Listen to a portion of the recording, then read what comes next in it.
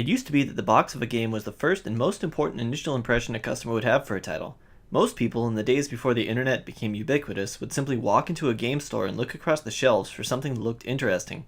Because of this, games with boxes that represented the contents well or were pleasing to the eye were extremely important. Even today, a game having a nice-looking box can draw the attention of people who might otherwise not give it a look. Some games do this amazingly. Those games aren't Phalanx. What? You don't immediately see that box and think, horizontal side-scrolling space-based shoot-'em-up? Dude, you're weird. I don't even know you. Phalanx looks more like the cover of Hillbilly Simulator than a shmup. I mean, really, what were they going for here? That sweet, untapped Appalachian market? Beneath that terrible box is the October 1992 Zoom and Kemco title, Phalanx, the Enforce Fighter A144. Phalanx is standard fare for 90s-era space shooters. You fly to the right, blasting anything that moves, picking up power-ups and avoiding tons of crap flying across the screen. Each kind of power-up does one of a few things.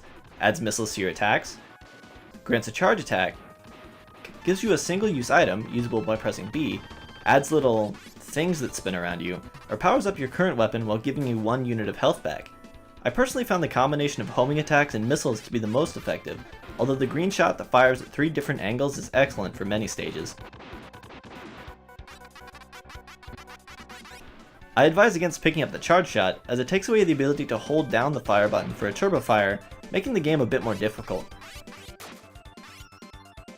You can also toggle between 3 different shift speeds at will, which is nice if you prefer the movement a little faster or a little slower, although I always found myself at the top speed for the improved maneuverability. Unusual for a lot of games in this genre, Phalanx gives you 3 hits per life instead of just killing you instantly on your first hit. You start with 3 lives, though you can gain more by getting points.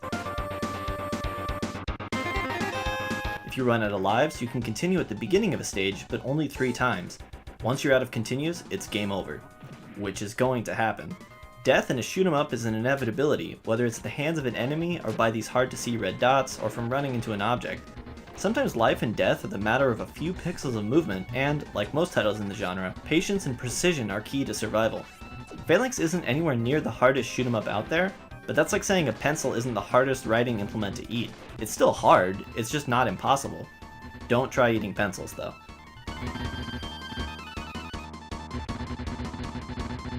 The game's areas are diverse, and range in graphical quality from run-of-the-mill to pretty badass. The parallax scrolling on some of them is really impressive, especially from a game in 1992.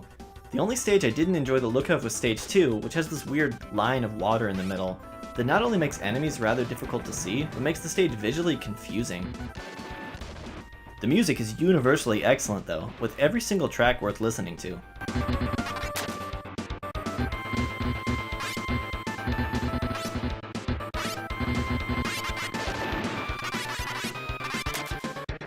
The visual variety is supported by a decent amount of gameplay variety as well.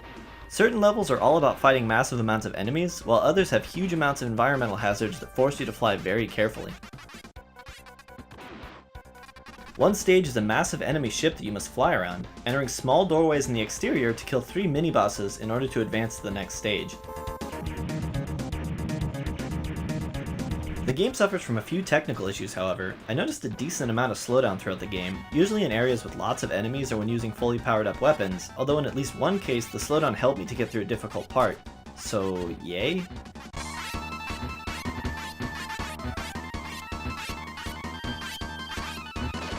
In addition, some stages, especially Stage 5, have power-ups a little too scarce, especially since certain bosses are nearly impossible to beat with just a basic attack. The game is at its best when you are able to hold on to at least 1 or 2 power-ups, but anything less than that in the game becomes extremely difficult. Phalanx may not be the greatest shoot-'em-up of all time, but it's certainly competent in its own right. While the PC Engine / TurboGrafx 16 may have been the system of choice for fans of the genre, and is still legendary for its library of such titles, games like Phalanx and Super R-Type were a viable alternative for those of us that owned a Super Nintendo instead. Also, it's the only shoot-'em-up endorsed by the AARP and the National Banjo Association, so it's got that going for it. For more information on older games and reviews like this one, please like and subscribe.